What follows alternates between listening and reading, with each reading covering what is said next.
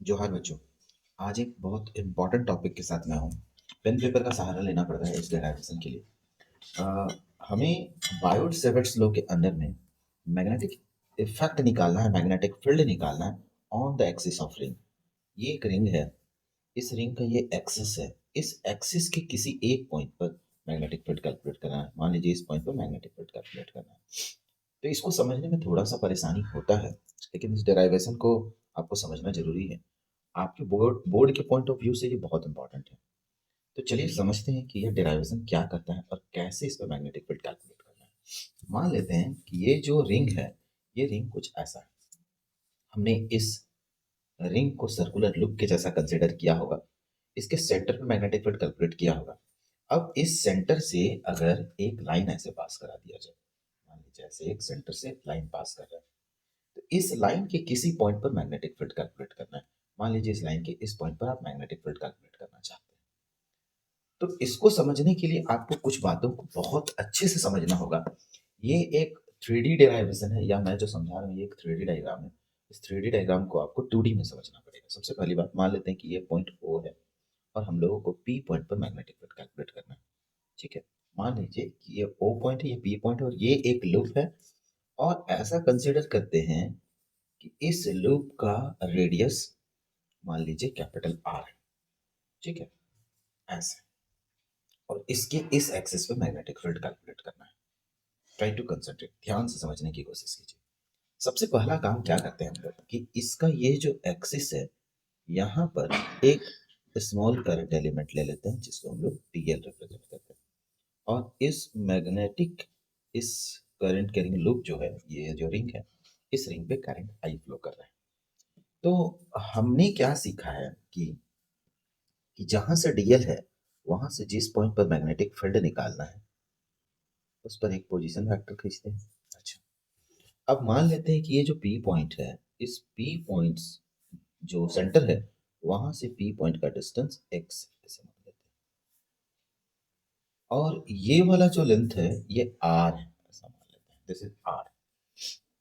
अब देखिए, अगर ये आर है तो यहाँ से ये मैग्नेटिक फील्ड का डायरेक्शन डीबी। अब इस डीबी के डायरेक्शन को अलग अलग तरीके से समझा जाता है। ऐसा बोलता है कि इसके परपेंडिकुलर डीबी, ऐसा भी बोलता है, कोई बात नहीं। चलिए मैं आपको समझाता हूँ। मान लीजिए कि ये जो लाइन है, ये इस एक्सिस के साथ थीटा एंगल बनाता है। और ये वाला लाइन जो डीएल के साथ एंगल बनाता है, मतलब ये आर डीएल के साथ जो एंगल बनाता है, सबसे इंपॉर्टेंट यही चीज है जिसको आपको समझना है। अगर मान लीजिए कि यहाँ पर एक डीएल है, सपोज कि ये एक डीएल है, इतना दूर जहां मैं पेन चला रहा हूँ ये डीएल है। ठीक है, इस डीएल के साथ ये पोजीशन वेक्टर, पोजीशन वेक्टर मतलब ये वाला आर, ये आर है। अगर मान लीजिए ये डीएल है, इसका स्मॉल लेंथ आप ऐसे कंसीडर करते हैं, ये एक स्मॉल लेंथ है। इस स्मॉल लेंथ के साथ ये एक लाइन है, तो हमेशा ये 90 डिग्री बनाएगा। जैसे देखिए, मान लीजिए कि ये वाला लाइन है ऐसे, तो ये लाइन इसके साथ हमेशा 90 डिग्री बनाएगा। इस लाइन को हम ऐसे खींच देते हैं, ऐसे घुमा देते हैं, तभी ये डीएल के साथ 90 ही बनाएगा। इसको हम ऐसे ऊपर कर देते हैं, तभी ये डीएल के साथ 90 ही बनाएगा। तो ये वाला जो आर है ना, इस आर को आप किधर भी घुमा दीजिए, इस डीएल के साथ ये हमेशा 90। DL is a small section, मतलब यहाँ वाला जो है ना, वो कुछ ऐसा बनता है, एक छोटा सा सेक्शन बन रहा है। इसके साथ आप इसको इधर खींच दो, इसके साथ आप इसको इधर खींच दो, या नीचे खींच दो, कहीं भी खींच दो, तो ये हमेशा 90 डिग्री ही बनाना है। ये डीएल के साथ ऐसे करके, डीएल है मान लीजिए, डीएल का डायरेक्शन इस डायरेक्शन में, ऐसे है डीएल, ऐसे है मान लीजिए, ये है डीएल। क्योंकि बोला जाता है कि एक सर्कुलर लूप का एक स्मॉल सेक्शन जब आप लेते हैं तो वो एक स्ट्रेट वायर के जैसा होता है। अब इस डीएल के साथ ये मान लीजिए आर है, ये वाला आर, ये आर है, तो ये इसके साथ 90 डिग्री बना रहा है। इस आर को हम ऐसे नीचे घुमा देते हैं, तब भी 90 डिग्री बना रहा है। इसको हम ऊपर ले जाते हैं, तब भी 90 डिग्री बना रहा है। ये सबसे इंपॉर्टेंट कॉन्सेप्ट है, मतलब यहाँ पर 90 डिग्री का फॉर्मेशन हो रहा है आर और डीएल के बीच में, means angle between R and DL is equal to 90 degree. अच्छा, अब क्या करते हैं, जैसे हमने यहाँ एक स्मॉल लेंथ लिया था, वैसे यहाँ भी एक स्मॉल लेंथ डीएल ले लेते हैं। अब वही काम होगा, इस स्मॉल लेंथ डीएल के साथ अगर पोजीशन वेक्टर ऐसे खींच दिया जाए, तो जो चीज इधर था वही इधर भी हो जाएगा, डीबी। अच्छा, ये एंगल थीटा बन जाएगा। ठीक है। अच्छा, मान लीजिए कि हम यहाँ से एक परपेंडिकुलर लाइन खींचते हैं, तो ये वाला एंगल 90 डिग्री बनेगा, ये 90 डिग्री बनेगा, ये 90 डिग्री बनेगा और ये भी 90 डिग्री बनेगा। मतलब मैं क्या बोल रहा हूँ, यहाँ से ये 90 डिग्री, यहाँ से ये 90 डिग्री, यहाँ से ये भी 90 डिग्री बनेगा। तो अगर ये थीटा होगा तो ये कितना होगा, ये होगा 90 माइनस थीटा। अगर ये 90 माइनस थीटा होगा तो ये कितना होगा, फिर से थीटा, क्योंकि यहाँ 90, ये फिर से 90 डिग्री। अगर ये थीटा है, ये डीबी है, तो ये वाला कंपोनेंट कितना होगा, डीबी कॉस थीटा। अगर ये डीबी कॉस थीटा होगा तो इसके परपेंडिकुलर वाला क्या होगा, डीबी साइन थीटा होगा। चलिए अपोजिट डायरेक्शन में इधर देख लेते हैं। अगर ये थीटा है तो इधर वाला कितना, 90 माइनस थीटा।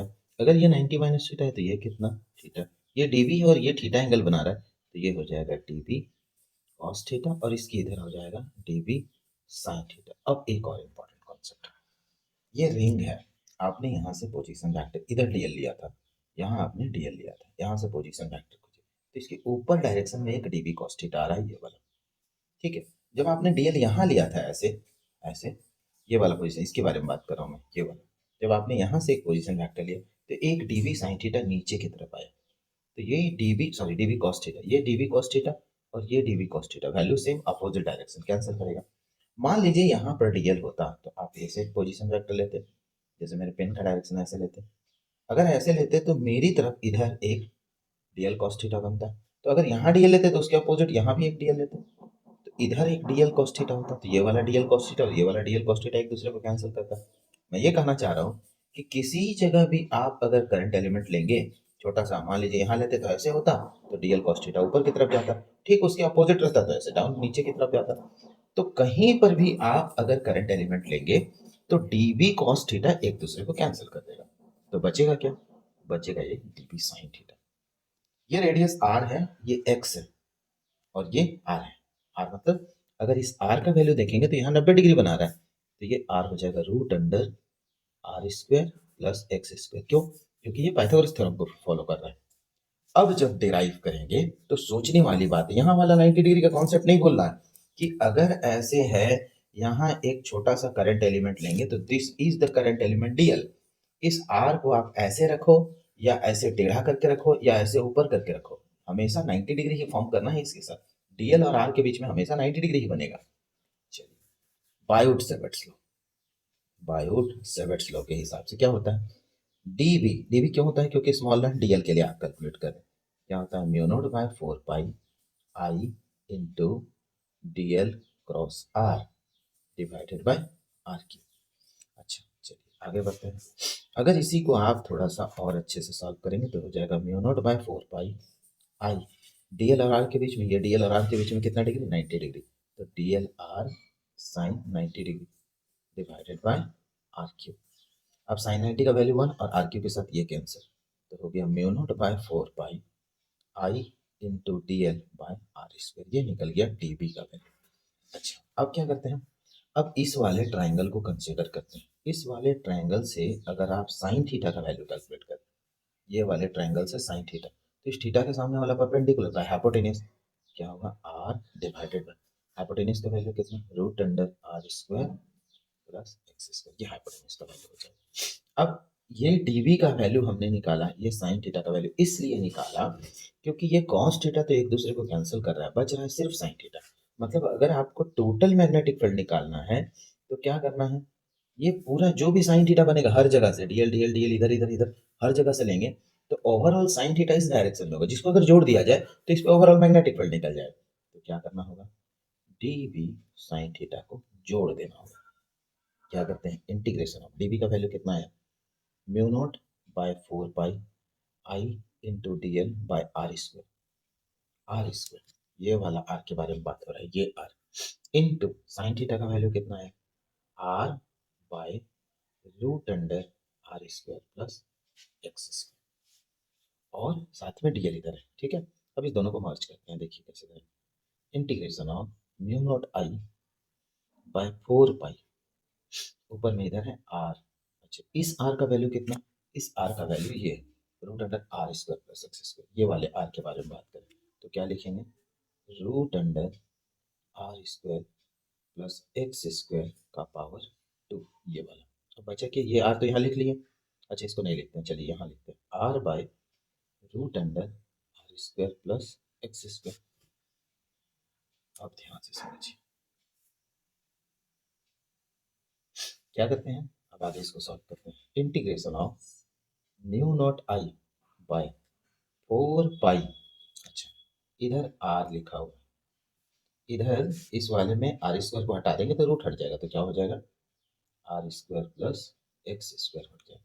और यहाँ पर है r square plus x square का पावर 1/2, रूट मतलब पावर 1/2, और साथ में यहाँ एक डीएल छूट गया, यहाँ लिख देते हैं इंटू डीएल, क्योंकि लास्टली डीएल इंटीग्रेट होना है, ये पूरे को इंटीग्रेट करेंगे मतलब डीएल को इंटीग्रेट करेंगे। अब क्या लिख रहे हैं देखिए, mu not I by 4 pi, इधर लिखे आर, इसका पावर 1 और इसका पावर 1/2 बेस सेम है, पावर जुड़ जाए, लिखेंगे r square plus x square का पावर 3/2, और इस डीएल को इंटीग्रेट कर देंगे। जब आप इस डीएल को इंटीग्रेट करेंगे तो लिखेंगे mu not I by 4 pi r into r square plus x square to the power of 3/2। If you integrate the value of this dl, तो इस पूरे सर्कल में, इस पूरे लूप में, जब आप सपोज इस पॉइंट से घुमाकर इस पूरे पॉइंट तक जोड़ेंगे, तो this is the circumference of the circle, and the circumference of the circle is 2 into pi into radius was r, 2 pi r radius हो गया। ध्यान से देखिए, ये है 2 इंटू पाई इंटू आर हो गया। अच्छा अब इसको सॉल्व कीजिए।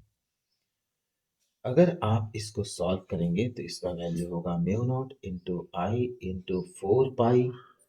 अच्छा कैंसिल कर लेते हैं, चलिए बाद में कैंसिल करते हैं, या अगर इसको कैंसिल भी कर लेंगे तो कोई दिक्कत नहीं। इस पाई से इस पाई को कैंसिल कर लीजिए, इसको आप 2 टाइम कैंसिल कर लीजिए, तो हो जाएगा mu not I by mu naught mu not I by 2, यहाँ 2, इधर हो गया r square by are square plus x square to the power of 3/2। ये निकला वेक्टर बी का वैल्यू। अब ये वैल्यू सही है या गलत कैसे वेरीफाई करेंगे, चलिए इसको वेरीफाई करते हैं। मान लेते हैं ये वाला जो पी पॉइंट है ना, ये यहाँ पहुंच गया, ये पी पॉइंट यहाँ, मतलब ये पूरा कैलकुलेशन इस पी पॉइंट पर करते हैं, मतलब एट सेंटर। एट सेंटर मतलब क्या, this x is equal to 0। अगर ये एक्स इज इक्वल टू 0 हुआ तो वेक्टर बी का वैल्यू क्या होगा, mu not I by 2 into r square by are square, क्योंकि ये एक्स तो 0 हो गया, टू द पावर ऑफ 3/2, तो ये 2 से ये कैंसिल हो गया। अब इसको सॉल्व करेंगे तो म्यू नॉट आई बाय 2, इधर आर स्क्वायर इधर आर क्यूब, अब इसको कैंसिल करेंगे तो ये कैंसिल हो गया। अब वेक्टर बी का वैल्यू कितना आया, mu not I by 2 R. कुछ याद आया, ये mu not I by 2 R था at the centre of the circle. Centre of the circle पे जब आप डिराइव किए थे तो उसका फाइनल इक्वेशन आया था mu not I by 2 r. Mu not I by 2 r आया था इस सेंटर ऑफ द सर्कल पे मैग्नेटिक फील्ड। तो ये ओवरऑल डेराइवेशन हुआ। कुछ कुछ इंपॉर्टेंट पॉइंट्स है जिसको आपको ध्यान में रखना, ये वेरिफिकेशन हुआ, मतलब अगर ये आया कहने का मतलब ये वैल्यू आपका सही है। तो ये एक इम्पॉर्टेंट डेराइवेशन था जो आपके जैक में, झारखंड एकेडमिक काउंसिल में, या सीबीएसई के एग्जाम में पूछा जाता है, जो कि थोड़ा पेचीदा था, जो आपको समझना जरूरी था। Thank you so much, thank you for watching this video.